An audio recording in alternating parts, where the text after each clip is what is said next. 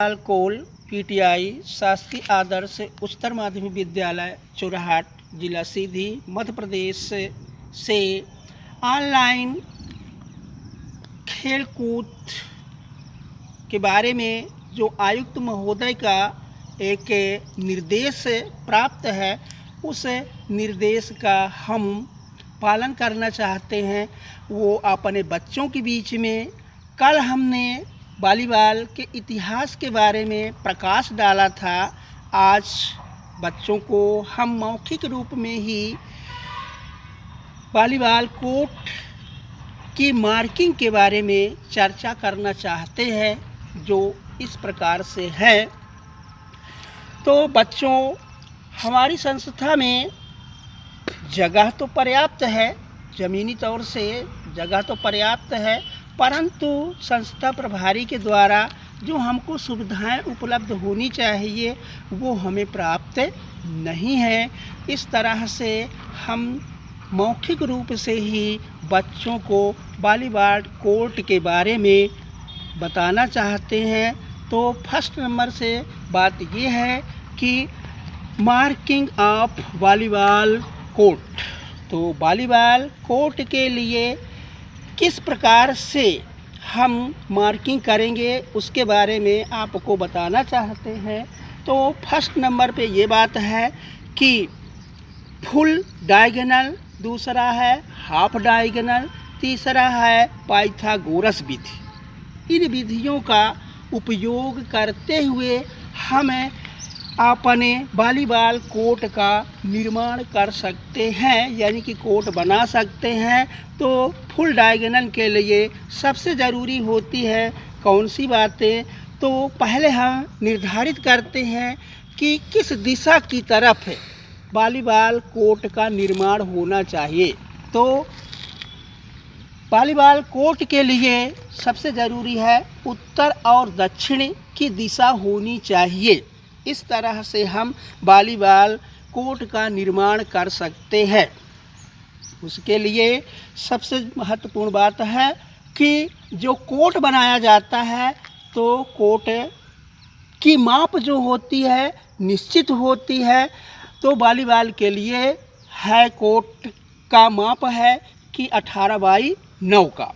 इस तरह से फिर उसके साथ 1 फीट गहरी खुदाई करनी चाहिए और उसके साथ साथ ज़मीन की खुदाई करके 4 इंच राखड़ डालनी चाहिए, रोल करना चाहिए और रोल करने के बाद उसमें पानी डालना चाहिए। पानी डालने के साथ 6 इंच को मोरम डाल करके या कोयला डाल करके उसमें पहले हमको फिर से सिंचाई करनी चाहिए।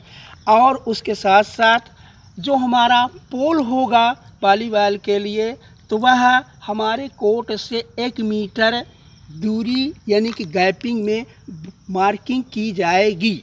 ठीक, इस तरह से सबसे महत्वपूर्ण बात यह है कि जो हमारा 18x9 की जो हो मार्किंग की जाती है, तो उसके लिए हम सबसे ज़रूरी ये बात करेंगे कि 18 × 18, फिर उसको बराबर करते हुए कितना कर देंगे, हो जाएगा 324। और चौड़ाई में 9 × 9, तो उसको हमें कितना हो जाएगा, 81 हो जाएगा।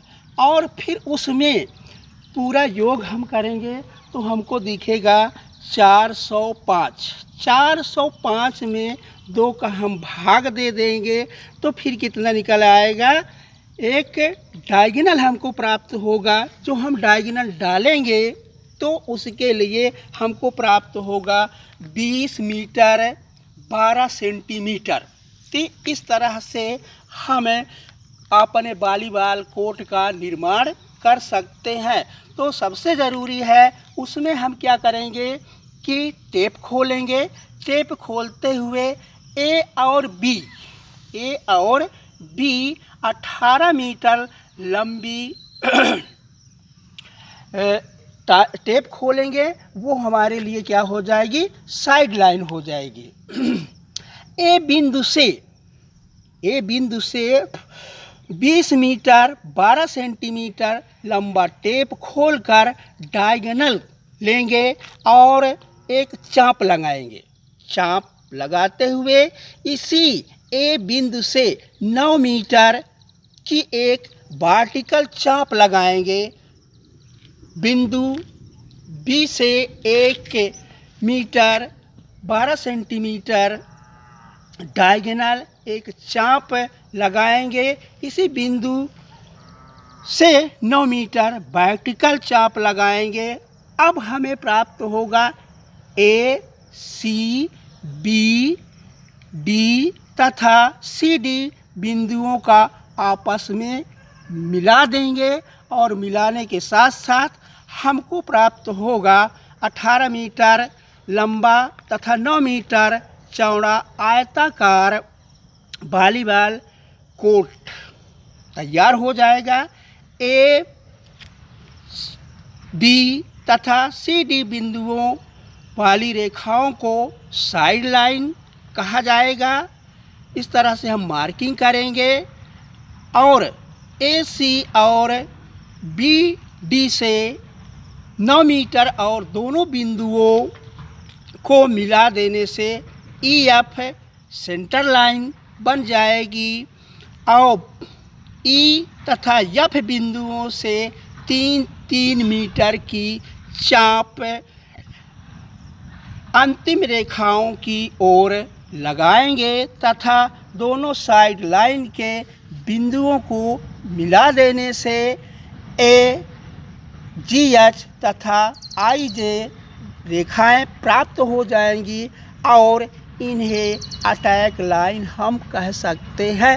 इस तरह से हमारा जो वॉलीबॉल का कोर्ट है वह तैयार हो जाएगा और उसके साथ साथ ये देखा जाएगा कि जो हमारे अटैक लाइन होती है उसके बीच में पोल होता है। पोल से 3 मीटर दूरी पर अटैक लाइन होती है। अटैक लाइन वो क्या कहलाता है? फ्रंट जोन कहलाता है।